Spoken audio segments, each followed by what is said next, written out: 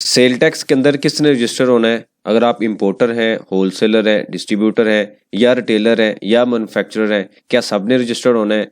कितनी ऐसी कंडीशंस हैं, अगर आप उसको फॉलो करेंगे, उसको कंप्लीट करेंगे तो आपने सेल टैक्स में रजिस्टर्ड नहीं होना। आज के छोटे से टॉपिक के अंदर हम इसको स्टडी करते हैं। आप देखें प्रैक्टिकल लर्निंग है, उसमें उफई में वापस आते हैं टॉपिक के ऊपर। तो इनकम टैक्स और सेल टैक्स दो बेसिकली रूल्स हैं, लॉ हैं जो पाकिस्तान में फॉलो किए जाते हैं। हम थोड़ा सा इसका रिकैप भी लेते हैं। तो जो टैक्स है या हम कह सकते हैं एबीआर है, उसने डिवाइड किया हुआ है एक डायरेक्ट टैक्स में और एक है इनडायरेक्ट टैक्स। डायरेक्ट टैक्स में आता है इनकम टैक्स, जो हम साल के एंड पे एक बार टैक्स रिटर्न फाइल करते हैं। सेल और इनडायरेक्ट टैक्स में आता है सेल टैक्स, यानी कि जो हमने हर मंथ जो टैक्स रिटर्न है वो फाइल करनी होती है। अब ये जो जब कोई भी टैक्स में रजिस्टर्ड होता है तो सबसे पहले आता है सीएनएसी नंबर। सीएनएसी नंबर लेने के बाद हम अपने आप को टैक्स में रजिस्टर करवाते हैं और एनटीएन नंबर लेते हैं। और एनटीएन नंबर लेने के बाद अगला प्रोसेस होता है कि हमने अपने आप को सेल टैक्स में भी रजिस्टर्ड करवाना है। मतलब ये भी एक कानून है, यहाँ तक इनकम टैक्स डील करता है और यहाँ पे सेल टैक्स आ जाता है। तो ये भी एक कानून है कि अगर आप सप्लाई कर रहे हैं, बिजनेस कर रहे हैं, तो आपको सेल टैक्स में भी रजिस्टर होना है। अब अक्सर ये क्वेश्चन आता है कि जी क्या मैंने सेल टैक्स में रजिस्टर्ड होना है या नहीं होना, इसकी क्या कंडीशंस हैं कि मैंने सेल टैक्स में रजिस्टर होना है। तो ये बड़ा कन्फ्यूजिंग सा काम होता है। तो मैंने कोशिश की है कि एक सिंपल से चार्ट के थ्रू आपको एक्सप्लेन करता हूँ कि अगर आप इस कैटेगरी में अवेलेबल हैं तो आप रजिस्टर्ड होंगे, अगर आप इस कैटेगरी में अवेलेबल नहीं है तो आप रजिस्टर्ड नहीं होंगे। मैं कोशिश करता हूँ कि इसको हम डिस्कस करते हैं ब्रीफली, ताकि हमारी जो अंडरस्टैंडिंग है वो क्लियर हो। सबसे पहला जो पॉइंट क्या आता है, जब भी कोई पाकिस्तान में बिजनेस करता है तो या वो इंपोर्टर होगा या होलसेलर होगा या डिस्ट्रीब्यूटर होगा या रिटेलर होगा या मैन्युफैक्चरर होगा, इसके अलावा कोई नहीं है। हम सप्लाईज ऑफ गुड्स की बात कर रहे हैं, सर्विसेज की हम बात नहीं कर रहे। तो अगर फॉर एग्जांपल आपने इंपोर्ट का बिजनेस स्टार्ट करना है और आपके ज़हन में क्वेश्चन आ रहा है कि मैंने क्या सेल टैक्स में रजिस्टर होना है कि नहीं होना, तो यस, आपने सेल टैक्स के अंदर रजिस्टर्ड होना है। यानी कि आप यहाँ पे हम कह सकते हैं यस कि आप रजिस्टर्ड होंगे। इंपोर्ट जब आप करेंगे तो at the time of import, जब आप चीज़ें परचेज कर रहे होंगे तो वहाँ पे आपने सेल टैक्स पे करना है जो इनवाइस वैल्यू पे, और प्लस आपने एडिशनल सेल टैक्स भी पे करना है। फॉर एग्जाम्पल हम एग्जाम्पल ले लेते हैं कि अगर आपने कोई चीज़ें परचेज की हैं, उसकी वैल्यू है 100 रुपया, यानी कि पीकेआर की बात करता हूँ मैं, यूएसडी या जो चाइनीज़ करेंसी है जहाँ से भी आप परचेज कर रहे हैं, उसको कन्वर्ट करने के बाद उसकी वैल्यू आती है 100 रुपया।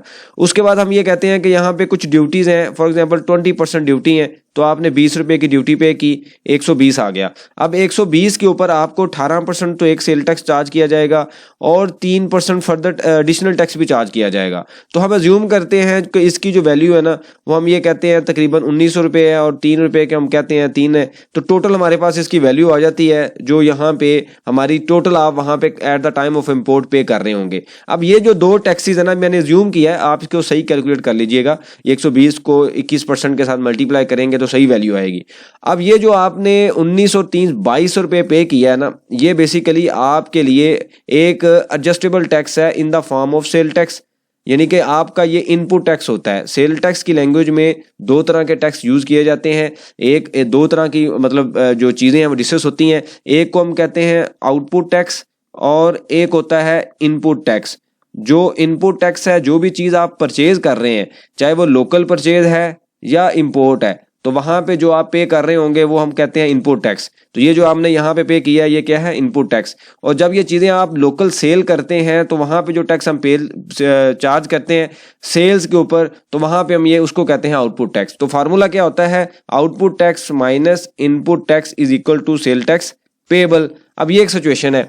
अब ये जो टैक्स आपने यहाँ पे किया, आपकी हम अज्यूम करते हैं कि आपकी कॉस्ट आती है जो आप चीज़ें परचेज की हैं। ये लेक्चर थोड़ा लंबा होगा क्योंकि इसमें हमने फर्दर से डिटेल से चीज़ें देख रहे हैं। तो 120 रुपये की जो चीज़ें आपने परचेज की हैं, इसके ऊपर यानी कि सेल टैक्स को मैं जमा नहीं कर रहा कॉस्ट के पार्ट में। तो कॉस्टिंग के लिए आप क्या करते हैं, आपने इनवाइस वैल्यू, मैं यहाँ पे फार्मूला लिख देता हूँ। इनवाइस वैल्यू यानी कि जो चीज़ें आपकी फॉरेन करेंसी से पीकेआर में कन्वर्ट हुई हैं, plus regulatory duty, custom duty, additional duty plus clearance charges is equal to cost. अब ये आपकी कॉस्ट आ जाती है। तो 120 है, हम अज्यूम करते हैं 20 रुपये आपके क्लियरेंस चार्जेस हैं, आपके गोदाम तक पहुंचने का खर्चा है ये वाला, ये जो भी ट्रांसपोर्टेशन है। तो टोटल वैल्यू आपके पास आ गई 140 रुपये। ये हम अज्यूम करते हैं आपकी कॉस्ट है। अब आपके पास जब चीज़ें पहुंचती हैं तो आप इसमें ऑब्वियसली कॉस्ट प्राइस डिसाइड करते हैं। प्राइस के लिए क्या आप करते हैं? Cost plus profit is equal to price, sale price. तो आपने 140 रुपये में 60 रुपये जमा किया प्रॉफिट और 200 रुपये की मार्केट में सेल कर दी। अब इस 200 रुपये के ऊपर आप 18% जीएसटी चार्ज करेंगे जो कि बनता है 36 रुपये। अब आपने वही फार्मूला याद रखना है जो मैंने आपको यहाँ पे बताया है। आउटपुट टैक्स है 36 रुपये, इनपुट टैक्स है 22 रुपये, यानी कि यहाँ पे 19 रुपये आपने एक पे किया, इंपोर्ट की स्टेज पे 3 रुपये एक पे किया, तो रिमेनिंग जो फिगर होगी ना यहाँ पे जो 14 रुपये बनते हैं वो आप क्या करेंगे, गवर्नमेंट को पे कर देंगे। अब ये आपका फार्मूला है। अब अगर आप अब क्वेश्चन ही आता है कि जी मैं अगर सेल टैक्स में रजिस्टर्ड नहीं होता और चीज़ें इंपोर्ट कर रहा हूँ क्लियरिंग एजेंट के थ्रू, ABC पार्टी के थ्रू, अक्सर ये होता है कि हम क्लियरिंग एजेंट के थ्रू क्लियर कर रहे होते हैं, तो याद रखें अगर आप ये काम करेंगे तो आपको ये जो इनपुट है 22 रुपये ये कभी नहीं मिलेगा और लोकली आके आपको सेल टैक्स पे करना पड़ेगा, सारे का सारा सेल टैक्स पे करना पड़ेगा। ये क्यों नहीं मिलेगा, क्योंकि आपके NTN पे तो इंपोर्ट हुई ही नहीं है, वो तो ABC के नाम पे इंपोर्ट हुई, और क्योंकि नॉर्मली ये होता है कि हम क्लियरिंग एजेंट को पैसे दे देते हैं, वो खुद ही उसको क्लियर करवा देता है। तो लोकली जब हम सेल करेंगे तो हम GST चार्ज करेंगे, जब आप GST चार्ज करेंगे तो आपके पास कोई इनपुट टैक्स तो अवेलेबल नहीं होगा, तो सारे का सारा आपको पे करना पड़ेगा, जो कि एक अच्छा खासा लॉस है। आप समझ लें कि 22% जो बिजनेस का है वो आप यहाँ पे लॉस कर रहे होंगे अपना कैश फ्लो की फॉर्म में। तो इस वजह से अगर आपको इंपोर्टर हैं तो आपने सेल टैक्स में रजिस्टर्ड होना है, बल्कि अब तो कोई अगर आपके पास सेल टैक्स में रजिस्ट्रेशन नहीं है तो आप कोई चीज़ इंपोर्ट भी नहीं कर सकते। अब ये भी कोई फर्दर इसके ऊपर भी कंडीशन अवेलेबल है, ये भी कभी फ्यूचर में हम डिस्कस करेंगे। बहरहाल इस इंपोर्ट के सेक्शन को इस तरह कंक्लूड करते हैं कि अगर आपने कोई चीज़ इंपोर्ट करनी है, बिजनेस कर रहे हैं इंपोर्ट्स का, तो आपको सेल टैक्स में रजिस्टर्ड होना है। मैंने आपको सारी सप्लाई चेन बता दी है कि आप इनपुट लेंगे, आउटपुट चार्ज करेंगे। अब आता है होलसेलर एंड डिस्ट्रीब्यूटर।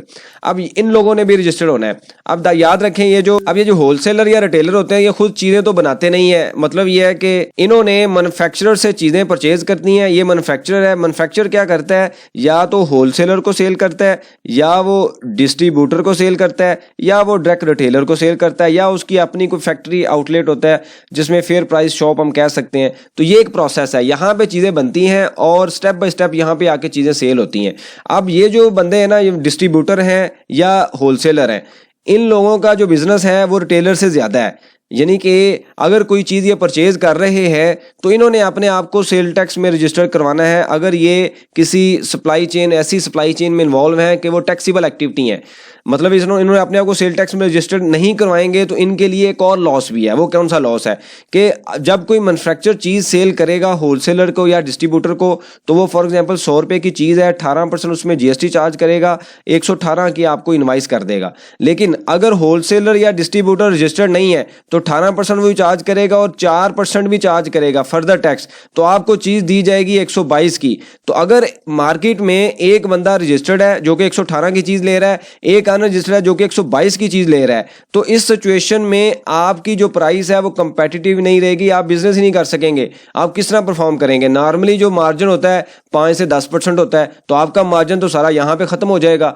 तो इस वजह से एक बिजनेस पॉइंट ऑफ व्यू से भी आपने अपने आप को रजिस्टर्ड करवाना है। और इसमें कोई ऐसा इशू भी नहीं है, कभी हम देख भी लेंगे कि डिस्ट्रीब्यूटर या होलसेलर जो है उनकी सप्लाई चेन में टैक्सेशन किस तरह होनी है। प्रॉपर एक इनवाइस पकड़ेंगे, उसके बाद उनकी वर्किंग भी कर लेंगे। वर्किंग उसकी ऐसे ही है जैसे मैंने इंपोर्टर की बताई है कि वो यहाँ से ये चीज़ें परचेज करेंगे, उनमें भी थोड़ा मार्जिन होता है। कुछ जगह पे फैक्ट्री मार्जिन फिक्स कर देती है, कुछ जगह पे वो प्राइस डिसाइड कर देती है। तो दोनों का जो डिफरेंस होगा वो भी इसी तरीके से आउटपुट टैक्स और इनपुट टैक्स का डिफरेंस लेंगे और गवर्नमेंट को पे कर देंगे। मतलब इनका इनपुट टैक्स 18 रुपये होगा, अगर ये कुछ प्रॉफिट ऐड करके 20 चार्ज कर रहे हैं तो 2 रुपये गवर्नमेंट को पे कर दिया जाएगा। फार्मूला यही है, इंपोर्टर में भी यही है, डिस्ट्रीब्यूटर में भी यही है, होलसेलर में भी यही है। ठीक है, ये कंडीशंस है। तो इसका मतलब ये हुआ कि अगर आप होलसेलर या डिस्ट्रीब्यूटर हैं तो फिर भी आपने अपने आप को सेल टैक्स में रजिस्टर्ड करवाना है, और जो वैल्यू ऑफ सप्लाई है उसके ऊपर जो सेल टैक्स है वो चार्ज किया जाएगा। अगर आप नहीं करेंगे तो ऑब्वियसली आप बिजनेस में भी कंपेटिटिव नहीं रहेंगे, प्राइस में 4% फर्दर टैक्स का अच्छा खासा डिफरेंस आ जाएगा। अब पॉइंट आता है रिटेलर का। अब ये यहाँ पे थोड़ी सी इंटरेस्टिंग चीज़ है, इसको थोड़ा सा आपने इसको हम तरीके से समझते हैं कि रिटेलर की कैटेगरी में ना 2 तरह के रिटेलर हैं। हम बल्कि यहाँ से इसको ख़त्म भी कर लेते हैं ताकि हम यहीं पे ही इसकी क्लैरिटी ले लेते हैं। रिटेलर जो है ना वो 2 तरह के रिटेलर हैं। यहाँ पे हम लिख लेते हैं कि रिटेलर की जो कैटेगरी है ना, ये 2 तरह की कैटेगरी है। नंबर 1 ये रिटेलर है, एक है टियर 1 के रिटेलर और एक है टियर 2 के। अब जो टियर 1 का रिटेलर है ना, इन्होंने तो अपने आप को रजिस्टर्ड करवाना है। मतलब ये है कि अगर इनका जो बिल है वो 12 लाख से ऊपर आ गया है, बिजली का जो बिल है वो 12 लाख से ऊपर है साल का, तो और उसके बाद अगर किसी एयर कंडीशनर प्लाजे में ये परफॉर्म कर रहे हैं और इसके अलावा अगर कोई टैक्सीबल सप्लाई में इन्वॉल्व है तो फिर इन्होंने अपने आप को रजिस्टर्ड करवाना है। और ना सिर्फ रजिस्टर्ड करवाना है, पॉइंट ऑफ सेल भी इंस्टॉल किया जाएगा। पॉइंट ऑफ सेल अगर वो टीयर 2 का रिटेलर है, टीयर 2 के रिटेलर में क्या आता है कि एक हमने आज से कुछ दिन पहले एक लेक्चर देखा था जहां पे मैंने आपको बताया था कि एफबीआर ने एक फर्दर कंडीशन इशू की है कि अगर 236H का जो टैक्स है किसी भी पीरियड में, चाहे 1 माह में, चाहे 2 माह में या 1 साल में, अगर 1 लाख से ऊपर निकल गया। अब 236H क्या होता है? ये बेसिकली एक एडवांस टैक्स है। जब आप कोई चीज़ परचेज करते हैं डिस्ट्रीब्यूटर से या मैन्युफैक्चर से तो आपको एडवांस टैक्स चार्ज किया जाता है। मतलब 100 रुपये की चीज़ है तो 18 रुपये GST है तो 118 है, और उसके बाद आपको 0.5% एडवांस टैक्स भी चार्ज किया जाता है।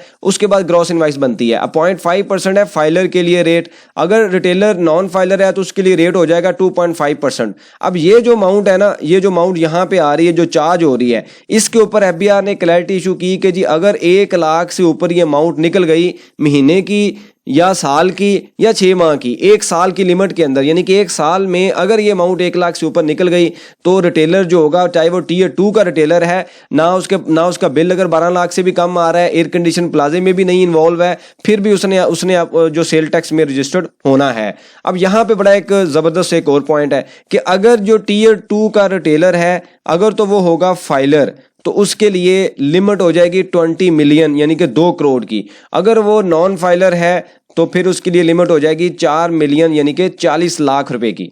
ये कैसे मैंने कैलकुलेट किया? 1 लाख की कंडीशन आपके ज़हन में होनी चाहिए। 1 लाख को डिवाइड करें आप 0.5% इनकम टैक्स जो आपको चार्ज होना है, तो वैल्यू आएगी 20 मिलियन यानी कि 2 करोड़। इसी तरीके से अगर कोई नॉन फाइलर है तो 1 लाख को डिवाइड करें 2.5% के साथ, क्योंकि नॉन फाइलर का रेट ज़्यादा है तो अमाउंट आ जाएगी 4 मिलियन यानी कि 40 लाख। अगर रिटेलर जो है, जो रिटेलर टीयर 2 का रिटेलर फाइलर है तो वो 20 मिलियन तक की परचेज करेगा तो कानून उसको नहीं कहेगा कि आप सेल टैक्स में रजिस्टर्ड हो। अगर कोई रिटेलर नॉन फाइलर है और उसने 1 लाख का जो टैक्स एडवांस टैक्स पे कर दिया, तो अगर उसकी सेल बनती है 40, परचेज बनेगी 40 लाख यानी कि 4 मिलियन, तो एज पर लॉ उसने अपने आप को सेल टैक्स में रजिस्टर्ड करवाना है। तो ये मैंने पहले एक बड़ी डिटेल में लेक्चर बनाया था जिसमें हमने अंडरस्टैंडिंग ली थी कि जो फाइलर है उसको कितना बेनिफिट है, नॉन फाइलर को कितना है।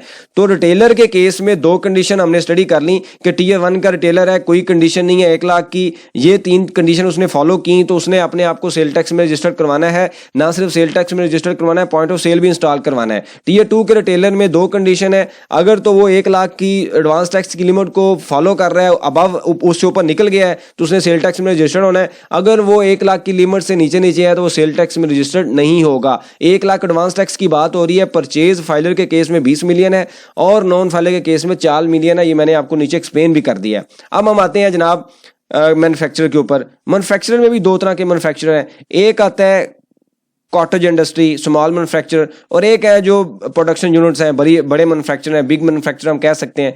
कॉटेज इंडस्ट्री के लिए भी 4 कंडीशन है। अगर आपने वो पूरी कर दी तो फिर भी आपको सेल टैक्स में रजिस्टर्ड नहीं होना। एक तो ये है कि आपकी सेल जो है टर्नओवर 8 मिलियन से कम हो, 8 मिलियन या इससे कम हो। उसके बाद दूसरा आता है कि आप किसी रेजिडेंशियल एरिया में परफॉर्म कर रहे हो। तीसरा आता है कि आपका जो मीटर है वो इंडस्ट्रियल मीटर ना हो। चौथा ये है कि आपके पास जो वर्कर है वो 10 से कम काम कर रहे हो। अगर आपकी ये 4 कंडीशन मीट हो रही हैं तो फिर भी आपने सेल टैक्स में रजिस्टर्ड नहीं होना। इसके ऊपर भी हम पहले लेक्चर देख चुके हैं। इसके अलावा जितने भी मैन्युफैक्चरर हैं सब ने सेल टैक्स में रजिस्टर्ड होना है।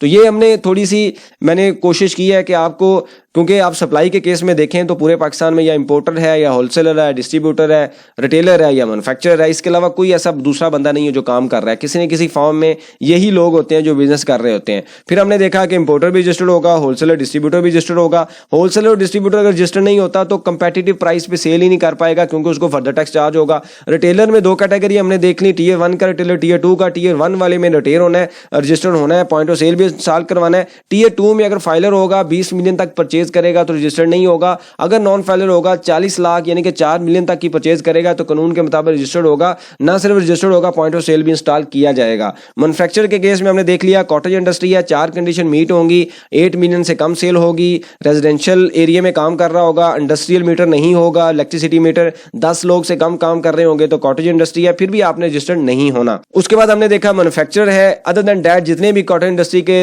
इस कंडीशंस के अलावा जितने भी मैन्युफैक्चरर हैं सारे सेल टैक्स में में रजिस्टर्ड होंगे। तो सेल टैक्स में रजिस्टर्ड होने के बाद हमने देख लिया कि फार्मूला क्या यूज होगा, output tax minus input tax is equal to payable. इस तरीके से आप अपनी लायबिलिटी कैलकुलेट करेंगे और गवर्नमेंट को पे करेंगे। तो सेल टैक्स में अगर आपने रजिस्टर्ड होना है तो उससे पहले ये अंडरस्टैंडिंग ले लें कि आप कहां पे फॉल कर रहे हैं, कि आप मैन्युफैक्चरर हैं, इंपोर्टर हैं, डिस्ट्रीब्यूटर हैं, होलसेलर हैं, रिटेलर हैं या मैन्युफैक्चरर हैं। इन दो केसेस में तो हमने देख लिया कि कोई कंडीशन नहीं है। इन दो केसेस में दो कंडीशंस हैं। टीयर 1 के केस में लैदा कंडीशन है, टीयर 2 की लैदा है। मैन्युफैक्चरर के केस में हमने दो कंडीशन स्टडी कर ली हैं। इन दो कंडीशन को अगर आप फॉलो करेंगे, इससे नीचे नीचे रख के काम करेंगे तो आपको रजिस्टर होने की जरूरत नहीं है। ऑब्वियसली अगर इससे ऊपर जाएंगे तो फिर आपको सेल टैक्स में रजिस्टर्ड होना पड़ेगा। इससे रेलेवेंट कुछ सजेशन हो, क्वेश्चन हो, मेंशन कीजिए। इसके ऊपर हम डिस्कशन करेंगे ताकि जो लर्निंग का प्रोसेस है कंटिन्यू रहे। बहुत शुक्रिया, जज़ाकल्लाह।